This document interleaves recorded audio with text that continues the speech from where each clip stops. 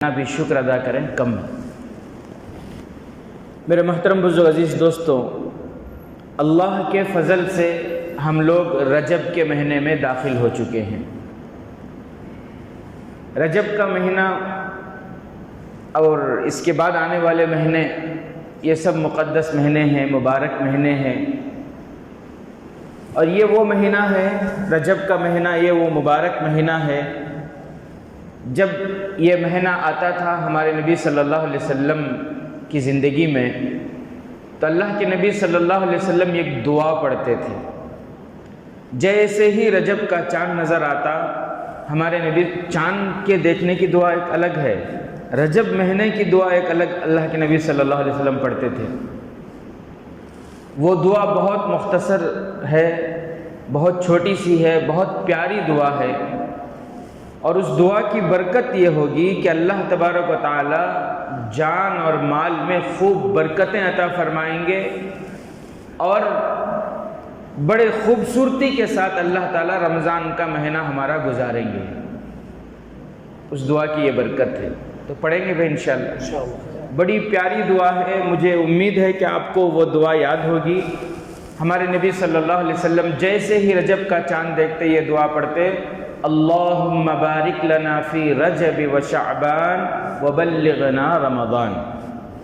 ایک مرتبہ آپ میرے ساتھ پڑھیں، اللہم بارک لنا فی رجب و شعبان وبلغنا الی رمضان۔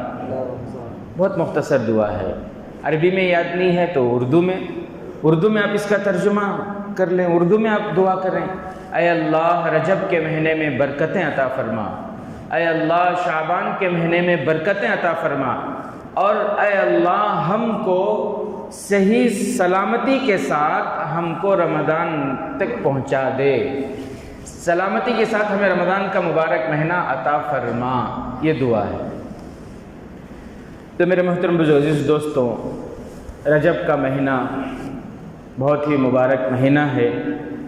یہ وہ مہینہ ہے جس مہینے میں میرے اور آپ کے آقا احمد مجتبیٰ محمد مصطفیٰ سرکار دو عالم صلی اللہ علیہ وسلم کو معراج نصیب ہوئی۔ معراج کا واقعہ اس سے پہلے میں ذرا تفصیل کے ساتھ آپ کے سامنے عرض کر چکا ہوں، تو آج میں مختصر طور پر شارٹ کٹ میں کچھ باتیں معراج کے تعلق سے آپ کے سامنے عرض کروں، اس سفر کے تعلق سے کچھ باتیں میں آپ کے سامنے عرض کروں۔ چلتے ہیں، ہمارے نبی صلی اللہ علیہ وسلم روایتوں میں آتا ہے، ایک روایت کے مطابق مکے میں تھے، ایک روایت کے مطابق ہمارے نبی صلی اللہ علیہ وسلم مکے میں جو حتیم ہے، کعبے کا جو حصہ ہے حتیم، وہاں پر تھے، اور ایک روایت کے مطابق یہ ہے کہ ہمارے نبی صلی اللہ علیہ وسلم حضرت ام ہانی رضی اللہ تعالی عنہ کے گھر پر آرام فرما رہے تھے۔ بہرحال ہمارے نبی صلی اللہ علیہ وسلم یہاں رات میں حضرت ام ہانی رضی اللہ تعالی عنہ کے گھر پر آرام فرما رہے ہیں، ادھر آسمانوں میں دھوم مچی ہوئی ہے۔ کیوں؟ اس لیے کہ یہ وہ رات ہے کہ آج یہاں کون آنے والے ہیں؟ نبیوں کے سردار سید الانبیاء حضرت محمد مصطفیٰ صلی اللہ علیہ وسلم کی آمد ہے۔ حضرت جبریل امین آتے ہیں، اللہ تعالیٰ نے ان کو بھیجا کہ جاؤ اور میرے محبوب کو لے کر آؤ۔ حضرت جبریل امین آئے، ابھی پہنچے بھی نہیں، اللہ نے پھر بلا لیا کہ واپس آؤ۔ کیا ہوا؟ اللہ نے فرمایا کہ میرے محبوب کے پاس جا رہے ہو ایسے ہی جاؤ گے، میرے محبوب کے پاس جا رہے ہو ایسے اکیلے چلے جاؤ گے؟ یہ تو ان کے شان میں گستاخی ہو جائے گی۔ آپ یہ کام کرو، 70,000 فرشتوں کو ساتھ میں لے کر جاؤ۔ ان کے استقبال کے لیے کتنے فرشتوں کو؟ 70,000 فرشتوں کو۔ حضرت جبریل امین 70,000 فرشتوں کے ساتھ آئے۔ وہ پھر لمبا واقعہ ہے، کیسے جگائے، کیا کیا ہوا۔ بہرحال جب حضرت جبریل امین آئے ہمارے نبی صلی اللہ علیہ وسلم کے پاس، تو اللہ تعالیٰ نے معراج کے سفر کے لیے ایک سواری بھیجی تھی۔ اس سواری کا نام بعض روایتوں میں ہے براق۔ کیا نام تھا؟ براق۔ لیکن ہمیں جو دیکھ کو ہی نہ براق تصویروں میں وہ ایک گھوڑے کی تصویر اور چہرہ ایک زنانہ چہرہ، یہ خیالی تصویر ہے، یہ انسانوں نے اپنے ذہنوں سے سوچ کر بنا دیا، بکواس کے علاوہ کچھ نہیں ہے۔ وہ جو براق اللہ نے بھیجا، وہ جو سواری اللہ نے بھیجی تھی، اس براق سے یہ جو براق ہمیں تصویروں میں نظر آ رہا ہے، اس براق کا کوئی تعلق نہیں ہے۔ یہ وہ براق نہیں ہے، وہ براق یہ نہیں ہے۔ بس سمجھ رہے ہیں؟ وہ براق کیسی تھی، وہ سواری کیسی تھی، وہ اللہ ہی جانتے ہیں۔ بہرحال ایک سواری تھی جس کا نام براق تھا، اللہ نے وہ سواری بھیجی تھی۔ براق یعنی بجلی سے بھی زیادہ تیز چلنے والی، بجلی دیکھیں کتنی، بجلی سے بھی زیادہ تیز رفتار کی وہ سواری تھی۔ بہرحال سفر شروع ہوا مکہ مکرمہ سے۔ اللہ کے نبی صلی اللہ علیہ وسلم فرماتے ہیں کہ ایک جگہ رکے جہاں مجھے صرف پہاڑ ہی پہاڑ نظر آ رہے تھے اور کھجور کے باغات نظر آ رہے تھے۔ وہاں رکے اور حضرت جبریل امین نے مجھ سے کہا صلی رکعتین، اللہ کے نبی یہاں 2 رکعت نماز پڑھ لیجئے، اللہ کا حکم ہے۔ تو ہمارے نبی صلی اللہ علیہ وسلم وہاں اتر کر 2 رکعت نماز پڑھے۔ نماز سے فارغ ہوئے تو حضرت جبریل امین سے پوچھے کہ جبریل یہ کون سی جگہ ہے؟ تو حضرت جبریل امین نے فرمایا کہ اللہ کے نبی یہ وہ جگہ ہے، یہ وہی جگہ ہے جہاں آپ کو بعد میں آنا ہے، اور یہ وہ جگہ ہے جس کا نام بعد میں مدینہ منورہ ہوگا۔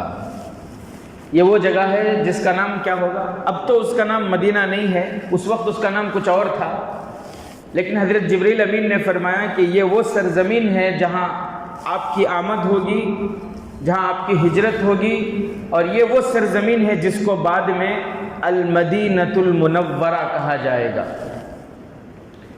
بہرحال اس کے بعد پھر سفر شروع ہوا۔ پہلا اسٹاپ مدینہ منورہ، پھر دوسرا اسٹاپ ہمارے نبی صلی اللہ علیہ وسلم فرماتے ہیں کہ ایک جگہ حضرت جبریل امین رکے اور فرمایا کہ اللہ کے نبی یہاں بھی 2 رکعت پڑھ لیجئے۔ ہمارے نبی صلی اللہ علیہ وسلم وہاں 2 رکعت پڑھے، 2 رکعت نماز پڑھ کر فارغ ہوئے۔ پھر حضرت جبریل امین سے پوچھے کہ جبریل یہ کون سی جگہ ہے؟ حضرت جبریل امین نے فرمایا کہ یہ مدین ہے۔ یہ کون سی جگہ ہے؟ مدین۔ یہاں حضرت شعیب علیہ السلام کو اللہ نے نبی بنا کر بھیجا تھا۔ اس جگہ کا نام مدین ہے۔ قرآن میں اللہ تعالیٰ نے فرمایا وَلَمَّا تَوَجَّهَ تِلْقَاءَ مَدْيَنَ، اس جگہ کا نام قرآن میں بھی ہے۔ تو اللہ کے نبی صلی اللہ علیہ وسلم وہاں 2 رکعت پڑھے۔ وہاں سے جب 2 رکعت پڑھ کے فارغ ہوئے، پھر اگلا سفر شروع ہوا۔ پہلا اسٹاپ مدینے میں، دوسرا اسٹاپ مدین میں۔ اب پھر وہاں سے جب آگے چلے ہیں تو پھر آگے چل کر ایک پہاڑ پر آ کر رک گئے، ایک پہاڑ پر رکے، اور پھر حضرت جبریل امین نے فرمایا کہ اللہ کے نبی صلی رکعتین، یہاں 2 رکعت پڑھ لیجئے۔ ہمارے نبی صلی اللہ علیہ وسلم 2 رکعت پڑھے، پڑھنے کے بعد پوچھے کہ یہ کون سی جگہ ہے؟ حضرت جبریل امین نے فرمایا کہ اللہ کے نبی یہ پہاڑ کوہ طور ہے۔ یہ کون سا پہاڑ ہے؟ کوہ طور۔ اور آپ جانتے ہیں کوہ طور وہ پہاڑ ہے وَنَادَيْنَاهُ مِنْ جَانِبِ الطُّورِ الْأَيْمَنِ وَقَرَّبْنَاهُ نَجِيًّا۔ حضرت موسیٰ علیہ السلام کو جب بھی اللہ سے بات کرنا ہوتا کہاں جاتے تھے؟ کوہ طور پر جاتے تھے، اس پہاڑ پر جاتے تھے اور جا کر اللہ سے ہم کلام ہوتے تھے، اللہ سے بات چیت کرتے تھے۔ تو اللہ کے نبی صلی اللہ علیہ وسلم کو جب معلوم ہوا کہ یہ وہ پہاڑ ہے جس پر اللہ کے نبی حضرت موسیٰ یہاں سے اللہ سے بات کرتے تھے، تو نماز پڑھنے کے بعد وہیں بیٹھ گئے۔ حضرت جبریل امین پوچھتے ہیں کہ اللہ کے نبی کیا ہوا؟ سفر تو ابھی باقی ہے۔ تو اللہ کے نبی نے فرمایا کہ نہیں، یہاں حضرت موسیٰ اللہ سے بات کرتے تھے تو میں بھی یہاں سے اللہ سے بات کروں گا۔ حضرت جبریل امین نے فرمایا کہ اللہ کے نبی وہ موسیٰ تھے، آپ محمد ہیں، یہاں سے نہیں، اللہ آپ کو اپنے عرش پر بلا کر بات کرنے والا ہے۔ یہ وہ سفر ہے جس میں آپ اللہ سے بہت قریب ہوں گے، اللہ کے عرش پر جائیں گے اور اللہ سے بات چیت کریں گے۔ بہرحال پھر وہاں سے سفر شروع ہوا، اگلا سفر سامنے کا۔ پہلے مدینہ منورہ اترے تھے، پھر مدین اترے، پھر کوہ طور پر اترے، اب پھر آگے سفر شروع ہوا، پھر ایک جگہ رکے اور پھر حضرت جبریل امین نے فرمایا کہ اللہ کے نبی یہاں بھی آپ 2 رکعت نماز پڑھ لیں۔ اللہ کے نبی صلی اللہ علیہ وسلم وہاں 2 رکعت نماز پڑھے، پھر پوچھا یہ کون سی جگہ ہے؟ حضرت جبریل امین نے فرمایا کہ اللہ کے نبی یہ بیت اللحم ہے۔ یہ کون سی جگہ ہے؟ بیت اللحم ہے۔ یہ وہ جگہ ہے جہاں حضرت مریم علیہ السلام کے پیٹ سے حضرت عیسیٰ علیہ السلام کو اللہ نے بغیر باپ کے پیدا کیا تھا۔ حضرت عیسیٰ علیہ السلام اپنے ماں کے پیٹ سے، مریم علیہ السلام بغیر باپ کے جو پیدا ہوئے جس جگہ، اس جگہ کا نام بیت اللحم ہے۔ یہ وہ جگہ ہے۔ اللہ کے نبی صلی اللہ علیہ وسلم وہاں 2 رکعت نماز پڑھے، بہت خوش ہمارے نبی صلی اللہ علیہ وسلم، اور پھر آگے سفر شروع ہوا اور پھر پہنچے بیت المقدس، مسجد اقصیٰ۔ کہاں پہنچے؟ مسجد اقصیٰ۔ یہودیوں کی فوج ہے، ان کا کنٹرول ہے۔ دعا فرمائے اللہ تعالیٰ اس مسجد کو مکمل آزادی نصیب فرمائے، کیونکہ آپ لوگ بھی دیکھتے ہوں گے، جانتے ہیں، نیوزیں آتی رہتی ہیں، ہر کچھ دنوں کے بعد نمازیوں پر اور وہاں معصوم لوگوں پر کسی نہ کسی بہانے سے ظلم کیا جاتا ہے، اور مسجد کے اندر توڑ پھوڑ یہ ساری چیزیں شرارت کرتے رہتے ہیں۔ دعا فرمائے اللہ تعالیٰ اس مسجد کو ظالموں کی چنگل سے آزاد فرمائے۔ مسجد اقصیٰ، جب اللہ کے نبی صلی اللہ علیہ وسلم مسجد اقصیٰ پہنچے، اور مسجد اقصیٰ کا ذکر معراج کے سفر میں قرآن میں اسی مسجد اقصیٰ کا ذکر ہے۔ سبحان الذی اسری بعبدہ لیلا من المسجد الحرام، کعبے سے، مکہ مکرمہ سے، لیلا من المسجد الحرام الی المسجد الاقصیٰ، مسجد حرام سے مسجد اقصیٰ۔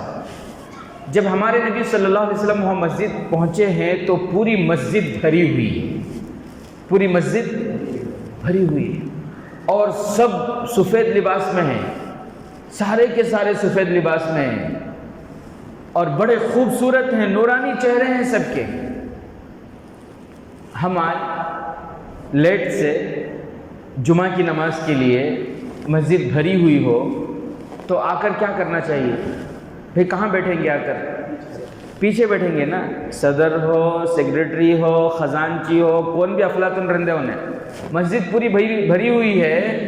ادب اللہ کے گھر کا یہی ہے کہ آئے، لیٹ سے آئے تو پھر جہاں جگہ ملے پیچھے وہیں بیٹھ جانا، پھلانتے ہوئے آدمیوں کو ہٹاتے ہوئے نہیں آنا، یہ تو ادب کے خلاف ہے، اور اللہ کے نبی صلی اللہ علیہ وسلم نے منع فرمایا اس سے۔ تو ہمارے نبی صلی اللہ علیہ وسلم جب پہنچے ہیں مسجد تو پوری مسجد بھری ہوئی ہے، پوری مسجد بھری۔ حضرت جبریل امین فرماتے ہیں اللہ کے نبی آپ کو بالکل سامنے جانا ہے۔ کہ سامنے کیسے جائے گی؟ آپ قدم آگے بڑھائیں، اللہ آپ کے لیے جگہ بنا دیں گے۔ جو نبی زمین پر کھڑے ہو کر چاند کو اشارہ کرے، چاند ادھر ادھر ہو جائے، اس نبی کے لیے زمین پر راستے بننا کون سا مشکل کام ہے؟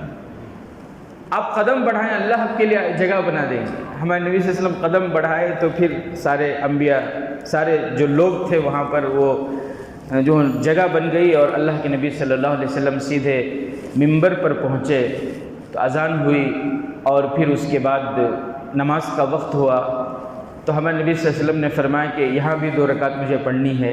حضرت جبریل امین نے فرمایا کہ نہیں، اللہ کے نبی اب تک آپ پڑھے، کتنے رکعت پڑھے؟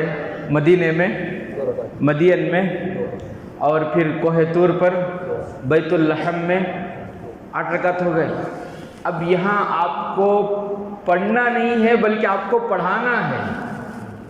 یہاں آپ کو نماز پڑھنا نہیں ہے بلکہ یہاں پر آپ کو نماز پڑھانا ہے۔ تو ہمارے نبی صلی اللہ علیہ وسلم 2 رکعت نماز پڑھائے، اور پھر حضرت جبریل امین سے پوچھتے ہیں کہ جبرائیل یہ کون لوگ ہیں، اتنے خوبصورت ہیں، سارے کے سارے سفید لباس میں ہیں، اتنے نورانی ان کے چہرے ہیں، میں نے اتنے مبارک چہرے کبھی دیکھے نہیں، یہ کون ہیں یہ لوگ، یہ جگہ کون سی ہے؟ حضرت جبریل امین کہتے ہیں ھذا المسجد الاقصیٰ، اللہ کے نبی یہ مسجد اقصیٰ ہے۔ یہ کون سی مسجد ہے؟ مسجد اقصیٰ، مسجد اقصیٰ۔ اسی لیے اللہ کے نبی صلی اللہ علیہ وسلم نے فرمایا کہ جو مسجد اقصیٰ میں نماز پڑھتے ہیں، جو بھی مسجد اقصیٰ کو گئے اور پھر انہوں نے 2 رکعت وہاں پڑھی، تو اللہ کے نبی فرماتے ہیں کہ 25,000 رکعتوں کا ثواب ملے گا۔ اللہ کرے کہ اللہ ہمیں ان جگہوں میں جانا نصیب فرمائے۔ اور پھر اللہ کے نبی صلی اللہ علیہ وسلم نے فرمایا کہ جو بندہ میری مسجد یعنی مسجد نبوی میں، مدینہ منورہ میں مسجد نبوی میں 2 رکعت پڑھے، اللہ تعالیٰ اسے ان 2 رکعتوں کے بدلے 50,000 رکعتوں کا ثواب عطا فرمائیں گے۔ اور جو بھی بندہ کعبہ میں، بیت اللہ میں 2 رکعت نماز پڑھے، جناب آقا محمد الرسول اللہ صلی اللہ علیہ وسلم نے فرمایا اللہ تعالیٰ اسے 1,00,000 رکعتوں کا ثواب عطا فرمائیں گے۔ تو سفر کرنا ہو، جن کو اللہ تعالیٰ نے فائنینشلی مضبوط کیا ہے، طاقتور ہیں، اچھی حالت ہے، سفر کرنا چاہتے ہیں، تو ان کو چاہیے کہ فلسطین کا سفر کریں، مسجد اقصیٰ کا، مدینہ منورہ کا، بیت اللہ کا سفر کریں، کیونکہ یہ ثواب اور کہیں اور ہے کیا؟ کہیں نہیں ہے پوری دنیا میں۔ بہرحال میرے عزیز ساتھیوں، تو حضرت جبریل امین سے ہمارے نبی صلی اللہ علیہ وسلم پوچھتے ہیں کہ اتنے نورانی چہرے کون ہیں یہ لوگ اور یہ جگہ کون سی ہے؟ حضرت جبریل امین کہتے ہیں کہ یہ مسجد اقصیٰ ہے، اور یہ حضرت آدم علیہ السلام سے لے کر حضرت عیسیٰ علیہ السلام تک اللہ نے جتنے پیغمبر، نبی اور رسول بھیجے وہ سارے کے سارے یہاں موجود ہیں۔ آج اللہ نے یہ فیصلہ کیا کہ آپ امام ہوں گے اور سارے نبی آپ کے مقتدی ہوں گے۔ آپ امام ہیں اور آپ کی اقتداء میں سارے نبیوں نے نماز پڑھی۔ بہرحال یہ زمینی سفر یہاں پر ختم ہوا، واقعہ بہت لمبا ہے اور بہت ساری باتیں ہیں۔ اس کے بعد آسمان کا سفر شروع ہوا، زمینی سفر مکے سے مسجد اقصیٰ یہاں تک کا مکمل، پھر آسمانی سفر شروع ہوا۔ چونکہ ٹائم ہو رہا ہے تو میں مختصر طور پر 1-2 باتیں جو میں عرض کرنا چاہتا ہوں وہ بول دوں۔ آسمانی سفر پہلا 7واں آسمان اللہ کے نبی صلی اللہ علیہ وسلم پار ہوئے، لمبا واقعہ آپ جانتے ہیں، پہلے آسمان میں کس سے ملاقات ہوئی، کیا بات چیت ہوئی۔ 7واں آسمان پار ہوئے، اس کے بعد 8واں جنتیں، اور پھر اس کے بعد سدرۃ المنتہا پر جب پہنچے ہمارے نبی، حضرت جبریل امین ساتھ میں تھے، وہاں پر حضرت جبریل امین نے کہا کہ اللہ کے نبی اب اس کے آگے اللہ کی نورانیت، اللہ کی تجلی اور پھر اللہ کا وہ نور ایسا ہے کہ میں اس کے آگے نہیں بڑھ سکتا، آج تک کوئی اس کے آگے نہیں بڑھا، اگر میں 1 قدم بھی آگے بڑھوں گا تو میں جل کر راکھ ہو جاؤں گا۔ یہ آپ کا مقام ہے، آپ یہاں سے آگے، آپ کو آگے اکیلے جانا ہے۔ تو ہمارے نبی صلی اللہ علیہ وسلم سدرۃ المنتہا سے پھر عرش پر پہنچے، اور پھر عرش پر جب پہنچے اللہ تعالیٰ نے فرمایا ادنو منی، میرے قریب آئیں، اور پھر اللہ کے نبی صلی اللہ علیہ وسلم اللہ سے قریب ہوئے، بہت قریب ہوئے، جس کو قرآن میں اللہ تعالیٰ نے فرمایا وَهُوَ بِالْأُفُقِ الْأَعْلَى ثُمَّ دَنَا فَتَدَلَّى فَكَانَ قَابَ قَوْسَيْنِ أَوْ أَدْنَى فَأَوْحَى إِلَىٰ عَبْدِهِ مَا أَوْحَى، جیسے وہ کمان ہوتا ہے، کتنا قریب ہوتا ہے، وہ بہت قریب ہوتا ہے، اس طرح اللہ کے نبی صلی اللہ علیہ وسلم اللہ سے بہت قریب ہوئے، اللہ سے ہم کلامی ہوئی۔ بہرحال یہ معراج کا سفر مکمل ہوا۔ پھر جب ہمارے نبی صلی اللہ علیہ وسلم واپس آئے، جب مکہ کو واپس آئے ہیں، تو اللہ کے نبی صلی اللہ علیہ وسلم نے محسوس کیا کہ جس وقت گئے تھے اسی وقت واپس آئے ہیں، جانے کا جو وقت تھا وہی وقت آنے کا تھا، جس گھڑی گئے ہیں اسی گھڑی واپس۔ تو ہمارے نبی صلی اللہ علیہ وسلم کو بڑا تعجب ہوا، کیونکہ انسان جب دروازے سے نکلتا ہے تو کنڈی دروازے کی جو ہل رہی تھی وہ کنڈی ابھی ہل ہی رہی تھی، بستر سے جو اٹھے تھے بستر کی جو گرمی تھی وہ گرمی ابھی باقی تھی، اور پورے معراج کا سفر ہو گیا۔ تو ہمارے نبی صلی اللہ علیہ وسلم کو بڑا تعجب ہوا۔ اللہ تعالیٰ نے فرمایا کہ اے میرے محبوب، اس میں تعجب کی کوئی بات نہیں، ہم نے سورج کو روک دیا تھا، ہم نے چاند کو روک دیا تھا، ہم نے پوری دنیا کے نظام کو روک دیا تھا، اس لیے جو آنے کا وقت تھا وہی وقت ہے جو جانے کا وقت ہے، ایک ہی وقت ہے۔ پوری دنیا کے نظام کو ہم نے روک دیا تھا، سورج، چاند، ستارے، یہ سب کے سب اس وقت ایک ہی کام کر رہے تھے، اور وہ ہے آپ کا دیدار۔ تو میرے محترم بزرگ عزیز دوستو، معراج کے سفر میں ہمارے نبی صلی اللہ علیہ وسلم جب واپس آ رہے تھے تو اللہ کے نبی صلی اللہ علیہ وسلم نے پوچھا کہ اللہ، اب میں دنیا کو جا رہا ہوں تو میں کیا پیغام لے کر جاؤں، آپ کی طرف سے کیا پیغام ہے؟ اللہ تعالیٰ نے فرمایا کہ پہلا پیغام تو یہ ہے لا الہ الا اللہ. آپ زمین پر جاؤ، زمین والوں کو یہ پیغام دو، لا الہ الا اللہ. یہ پہلا پیغام ہے. اور دوسرا، آپ یہاں سے جا رہے ہیں، میں آپ کو ایک انعام دوں، وہ یہ ہے کہ میں آپ کو 2 آیتیں دے رہا ہوں، اور یہ 2 آیتیں میں اپنے خزانے میں سے دے رہا ہوں. اور یہ 2 آیتیں جب میں ان کو دینے کا ارادہ کیا تو یہ 2 آیتوں نے مجھ سے شکایت کی کہ اللہ تیرے خزانے میں ہم ہیں، اللہ کہاں ہمیں وہاں بھیج رہا ہے، اللہ ہم تیرے خزانے کی ہی زینت بنے رہنا چاہتے ہیں. اتنی پیاری وہ آیتیں ہیں. یہ 2 آیتیں میں آپ کو دے رہا ہوں. آپ کی امت ان 2 آیتوں کو پڑھتے رہے گی، ان 2 آیتوں کے بدلے میں آپ کے امت کے گناہوں کو معاف کرتا رہوں گا. وہ 2 آیتیں کون سی؟ سورہ بقرہ کی آخر کی 2 آیتیں. سورہ بقرہ کی آخر کی 2 آیتیں. پھر اللہ تعالیٰ نے فرمایا کہ آپ معراج سے جا رہے ہیں، اپنی امت کے لیے پیغام لے کر جائیں. 50 نمازیں. کتنی نمازیں؟ آپ اپنی امت سے کہیں کہ وہ 24 گھنٹے میں 50 نمازیں پڑھیں. تو ہمارے نبی صلی اللہ علیہ وسلم سے بڑھ کر معصوم کون؟ ہمارے نبی صلی اللہ علیہ وسلم سے بڑھ کر فرما بردار کون؟ ماننے والا کون؟ اطاعت کرنے والا کون؟ اللہ کے نبی صلی اللہ علیہ وسلم نے فرمایا کہ ٹھیک ہے اللہ. یہ کہہ کر وہاں سے آنے لگے. حضرت موسیٰ علیہ السلام سے ملاقات ہوئی. حضرت موسیٰ اور ان کی امت کیسی تھی، بنی اسرائیل. آپ تفسیر پڑھیں گے، قرآن پڑھیں گے، ترجمہ پڑھیں گے، آپ کو معلوم ہوگا. حضرت موسیٰ علیہ السلام سے ملاقات ہوئی. حضرت موسیٰ علیہ السلام نے پوچھا کہ اللہ نے کیا پیغام دیا. اللہ کے نبی صلی اللہ علیہ وسلم بتائے، اور پھر 50 نمازوں کا بتائے. 50 صلاۃً، 50 نمازیں. حضرت موسیٰ علیہ السلام نے فرمایا میرا تجربہ ہے امت 50 نمازیں نہیں پڑھ سکیں گی. آپ اللہ کے پاس جائیے اور جا کر کم کرا لیجئے، ورنہ امت گنہگار ہوگی، نہیں پڑھ پائے گی نا، گنہگار ہوگی. تو اللہ کے نبی صلی اللہ علیہ وسلم پھر اللہ کے پاس گئے. اور یہ بھی ہمارے نبی کا ہی معجزہ ہے کہ عرش سے آنے کے بعد پھر عرش پر گئے. اللہ کے نبی صلی اللہ علیہ وسلم پھر گئے.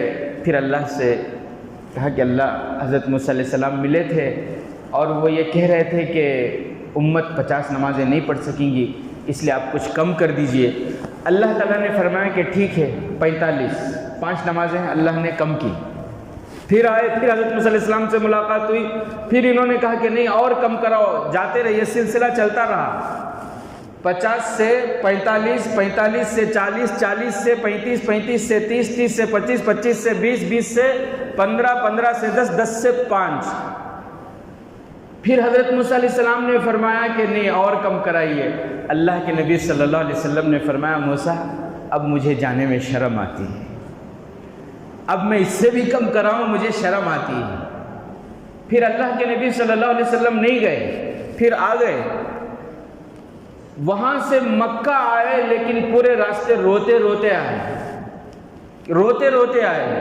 اللہ تعالیٰ نے پوچھا کہ اے میرے محبوب آپ ما یبکی کا یا رسول اللہ، اے میرے محبوب آپ روتے کیوں ہو؟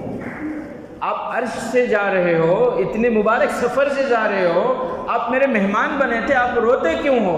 اللہ کے نبی صلی اللہ علیہ وسلم نے فرمایا کہ اللہ میں یہ سوچ کر رو رہا ہوں کہ آپ نے 50 نمازیں دی تھی، میں نے کم کرتے کرتے وہ 5 کر دی ہیں، میں یہ سوچ کر رو رہا ہوں. تو اللہ تعالیٰ نے فرمایا میرے محبوب اس میں فکر کی کوئی بات نہیں، آپ اپنی امت میں اعلان کر دو کہ وہ 5 نمازیں پڑھیں. وہ پڑھیں گے 5، لیکن میں ثواب 50 نمازوں کر دوں گا.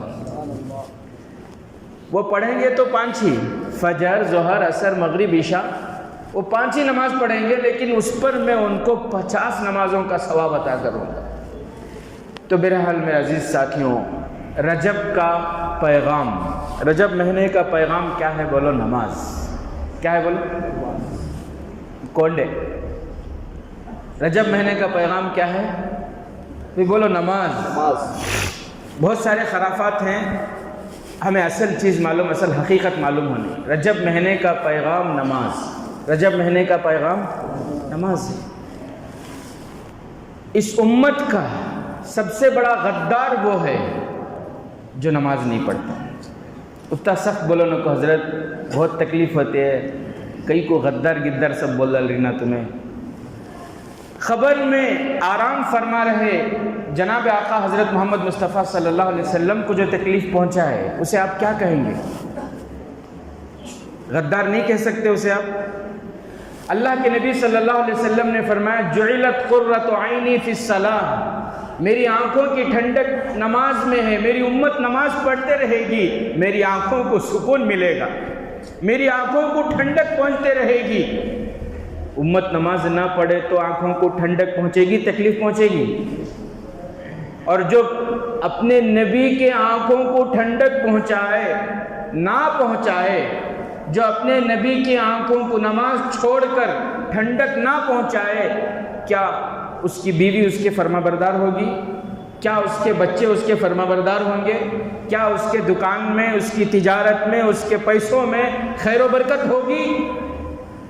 اگر ایک لمحے کے لیے مان لیں نہیں حضرت بے نمازی ہے لیکن اس کی بیوی فرما بردار ہے, نماز نہیں پڑھتا لیکن اس کے بچے فرما بردار ہیں, نماز نہیں پڑھتا لیکن اس کے پیسے میں دن بدن اضافہ ہے, ترقی ہی ترقی ہے, گاڑیوں کو گاڑیاں لے رہا, گھراں کو گھراں لے رہا, سیڑا کو سیڑا لے رہا, نماز ہی نہیں ہے لیکن یہ ہو رہا ہے. اگر مان بھی لے اللہ کی قسم پوری دنیا مل جائے گی, لیکن پیارے نبی کے طرف سے ایک امتی کو جو سکون اور راحت ملتی ہے نمازوں کے ذریعے, جو چین اور اطمینان ملتا ہے, وہ چین اور اطمینان سے محروم رہے گا وہ, کیونکہ زندگی میں نماز نہیں ہے. ایک سوال آپ اس کا جواب دے لیں, لیکن یاد رکھیں رجب کا پیغام کیا ہے بھائی؟ نماز ہے. رجب مہینے کا پیغام نماز.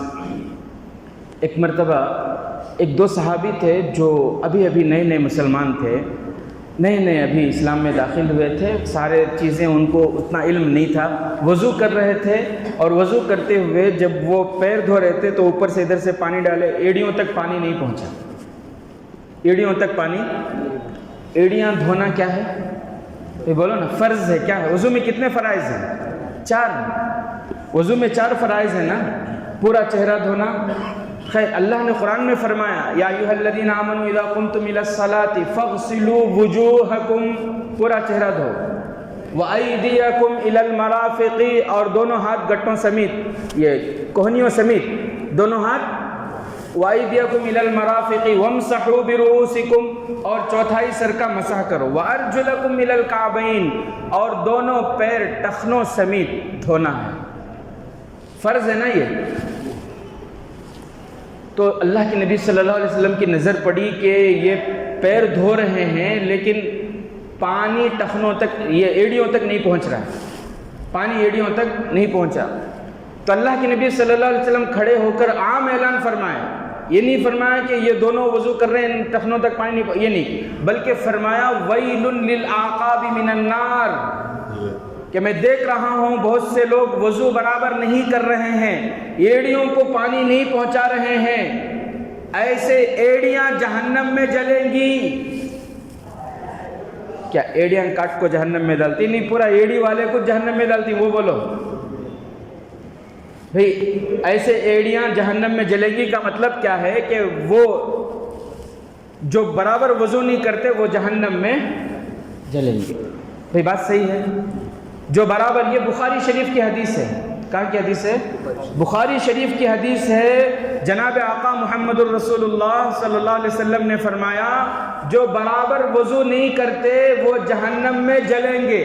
بولو آپ, جو برابر وضو نہیں کرتے, بھی بولو نا ساتھ میں, وہ جہنم میں, جو برابر وضو نہیں کرتے وہ جہنم میں, جو 10 دن سے 15 دن سے نماز ہی نہیں پڑھتے وہ کہاں جلیں گے؟